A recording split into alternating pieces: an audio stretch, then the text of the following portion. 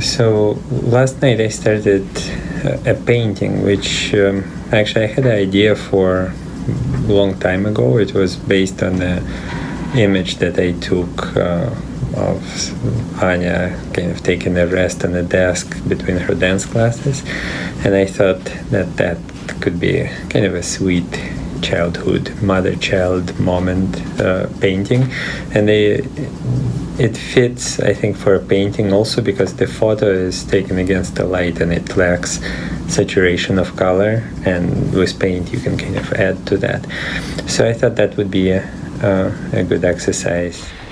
So I wanted to paint this picture from a photo that I took of Anya and Svetlana when they were waiting between Anya's dance classes one day. And the photo, I brought it up on an iPad and placed an iPad behind the canvas like this, and if the ambient light is dark enough, then I could just trace the outline.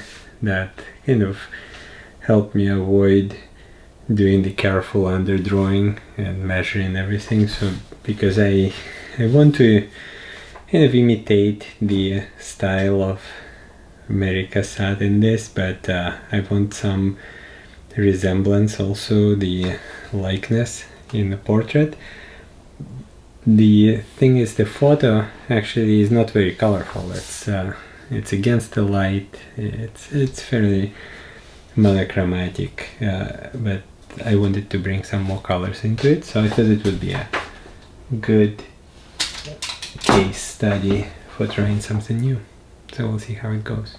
And I wanted to do it in oil because I can just leave it and come back and the colors are still pliable and workable. And what that reminded me is what my sculpture teacher told me about the process. One of the key takeaways from a sculpture course that I took at the beginning of my last sabbatical was that it's important to kind of leave the work periodically, just take a break. And in the class we used to have a tea break, and I kind of miss it now. And we would chat about some history of sculpture, etc. But in general, the very action of taking a break is important, and I saw this today. So I was painting a little bit for about an hour last night, and it was okay. I was reasonably happy with it, and then I left it overnight and took a quick look at it again this morning before taking my daughter to school, and it was actually tremendously helpful. When you're in the moment doing whatever work you do, it's difficult to see the forest behind the trees. So today I both was a bit more happy about how things turned out yesterday, and at the same time I noticed some things that needed correcting the next time. So overall, very, very useful to take a break. So even if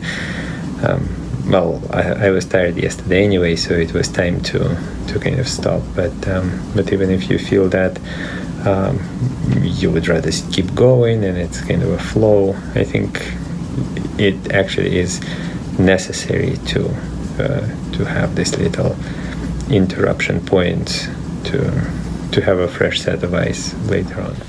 So this is stage 2, second session of this painting project. We'll see how it goes. Just a short little sketching, maybe trying to fix some of the details there, like this hand.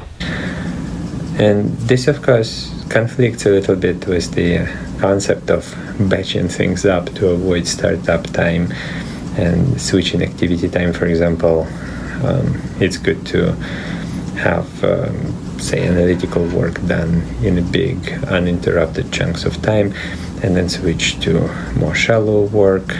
And this relates to research, for example, or whatever you do. And I find this to be true for myself for sure.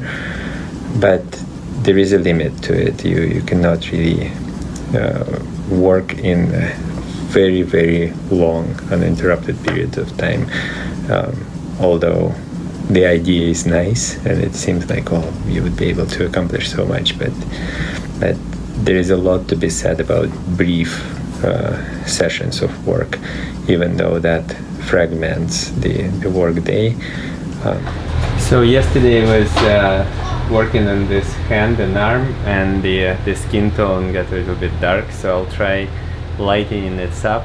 The paint is not dry completely yet, but I'm going to mix some colors with zinc white because it's a little bit more transparent than titanium white. See how that lightens things up, and also just generally I'll try to alter the lighting of the scene to see if that creates an impression of lighter skin tones in comparison.